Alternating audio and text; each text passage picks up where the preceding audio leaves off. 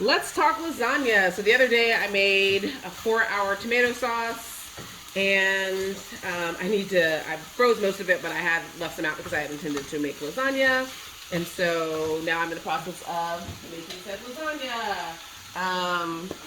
Normally I would do the onions first, but I didn't want to add extra oil because there's a fair amount of oil and flavor in this Italian sausage. So once it renders down, and so I'm just going to do it in reverse like that, which means I won't get the caramelization, but that's fine. And then normally I would have roasted these, but I was also impatient.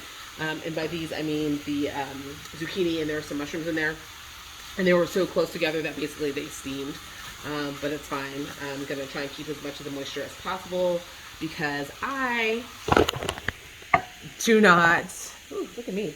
I do not. What's it called? I don't boil my lasagna noodles, and no, I don't buy the special kind. I just make sure there's sufficient moisture and then seal it really tightly with foil before I bake it, and it comes out perfect and not too much moisture. It's delight. So we'll see.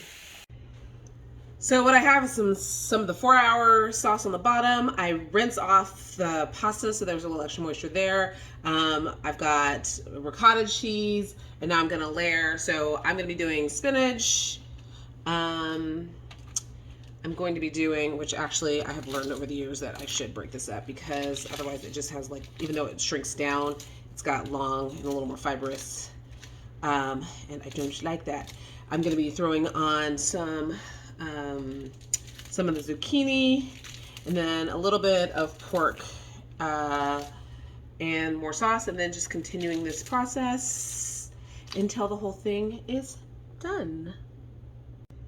First layer completes, and now we'll continue. So as you can see, just a little bit of everything, and the noodles will spread once they start cooking, and so it will, like, spread out across the bottom, and it will mostly fit into this pan instead of trying to cram extra noodles in. I find that that's unnecessary. Voila! I'm going to put on fresh mozzarella, but I'm gonna let it bake for a little bit before I do that. So the last piece is going to be for me to seal this up tight.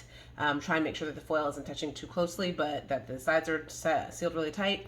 Bake it for about an hour. So I'll probably put it in for about 45 minutes, and then I'll pull it out and put the cheese on and let that, like, melt into ooey gooey goodness, and then let it sit up for a little bit. I find if you cut it too soon, it's like it releases all its juices. It's kind of like steak.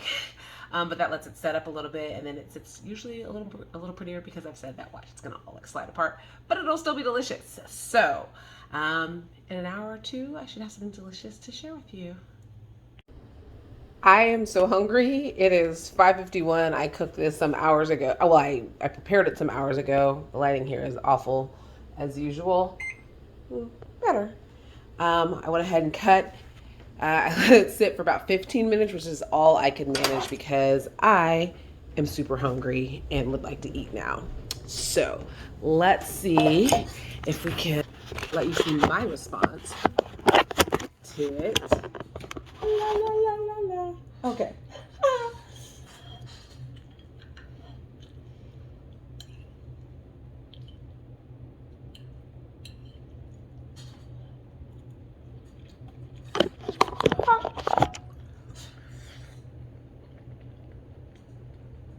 I did it with a little more salt.